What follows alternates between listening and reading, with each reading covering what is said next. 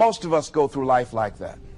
Most of us go through life pretending that we're satisfied where we are, pretending that everything is okay, pretending that we don't have any special goals or ambitions or desires, when really deep down inside we do really want more.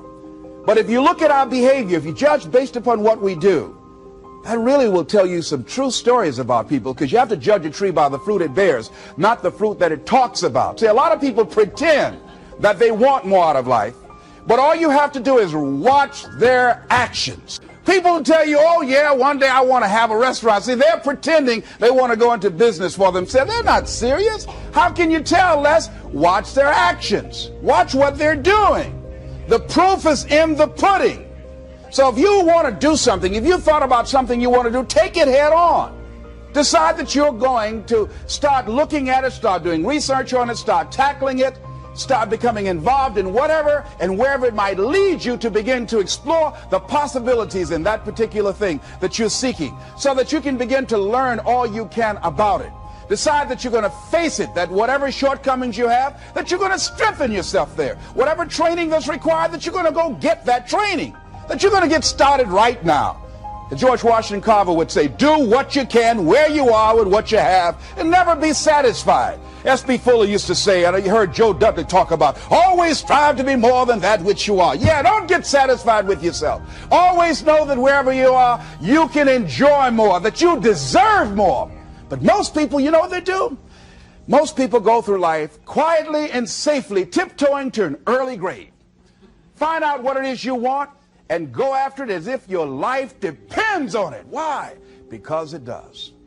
People that have found their passion, people that found the things that they love, people that have found the things that they can pour their lives into, those people live longer. I was in New York and I had to do a seminar at a special church, and a guy by the name of Reverend Johnny Youngblood. And I said, how is it that you were able to build this big housing facility and got all of the various community and religious groups together to have this dwelling for 2,000 residents that were once homeless? How were you able to take on this responsibility? Wasn't it overwhelming? He said, the kind of work I do, he said, it's in me. I've got to live what's in me. And I think that's everybody's desire in life. You got to live what's in you. Life is just too short and unpredictable. But what do we say? But there always be tomorrow. Oh no.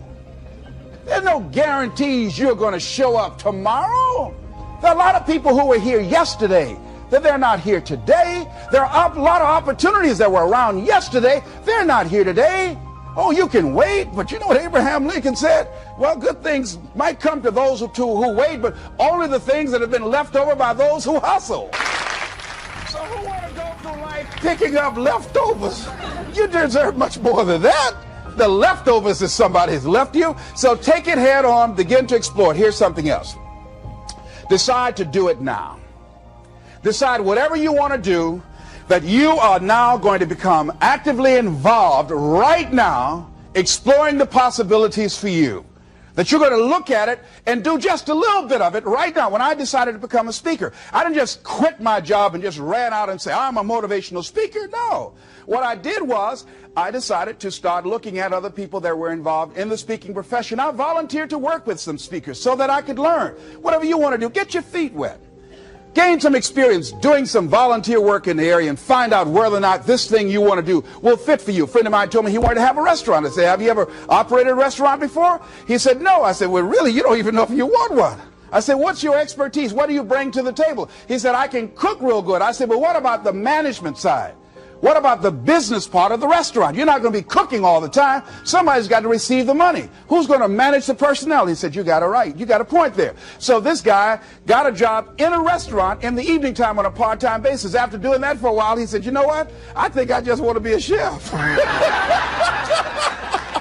He said, after working there, people didn't show up to work. He said, it's hard to find the help. People weren't responsible. The headaches, the guests were just giving him problems day in and day out. They weren't ever satisfied. He said, no, I just think I'll stick to cooking. See, you got to find out what fits for you. Because you might decide that after you go up in there and examine it and experience it and get some experience under your belt on it, well, you say, this is really not what I want. This does not fit for me. So decide that you're going to do that. Now, John H. Johnson said something that's very important. He said, there's no defense against an excellence that meets a pressing public need. See, whatever you decide to do, look at it and find out, what is it that I have that I could bring to the table that can begin to enable me to ensure that I could be successful in this? Where is the opening for you? There's room for you out here in the arena called life. There's room for you to come out and live your dream. Don't allow but to keep you in the corner, keep you up in the bleachers, looking at life, being a spectator, not being a participant, making a difference in life. I believe that all of us came here with something. All of us showed up to give something, and that nobody's going to give that service that you have to give. No one's going to produce your product. No one's going to write your book. No one's going to open your academy. No one's going to begin to create your daycare with a special curriculum to help to cultivate the high self-esteem in our children. That's your idea. And if you don't bring your idea out here, when you die, all of us will suffer because we've been deprived of your genius, because you allowed but to keep you in the bleachers and not pursuing your greatness. You take it to your grave with you. And that's what most people do. I think that's why the guy said that many people die at age 21 and don't get buried until they're 65. You got to have energy, ladies and gentlemen. You got to have life. If you're excited about what you're doing, even in the area of selling, you know, people don't buy because of logical reasoning. People buy because of your way of feeling. People don't like to be around dead people. No, let the dead bury the dead. No, keep them away from you before they grab you and want to hold on to you or something. So the fact that whatever you do, you want to be excited about it. You want to have the kind of excitement that is so contagious that people want to be around you. Because whatever you're doing, whatever you talk to people about, this particular idea that you have, they're looking at you and they want to know, do you believe it? And are you the kind of person they want to be in business with?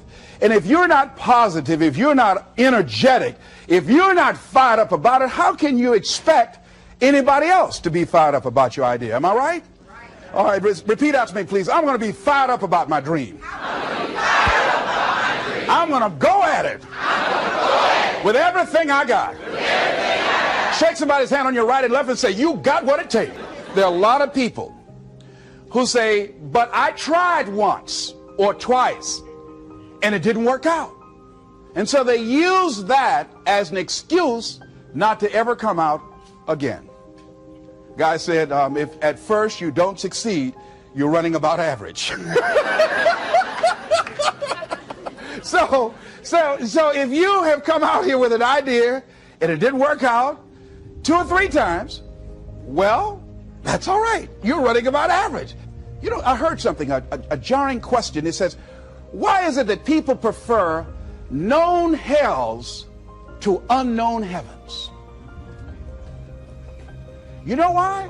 Because it's comfortable, ladies and gentlemen.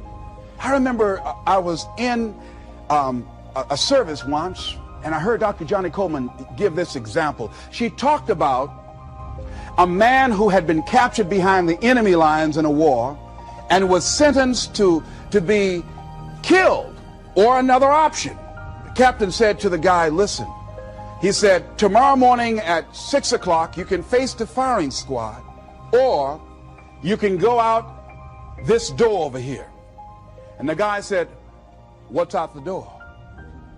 He said, no one knows. All we can tell you is just unknown horrors. He thought, and the next morning he selected the firing squad. After the shots rang out, the captain's secretary said, what's beyond that door? And he said, freedom. But very few people would select to do it because it's unknown. See, a lot of people never live their dreams. A lot of people never do the things they want to do. A lot of people stay on jobs where they're miserable. I read an article called, Is Your Job Making You Sick? A lot of people, some of y'all know about that already here. So go on and say amen. It's all right.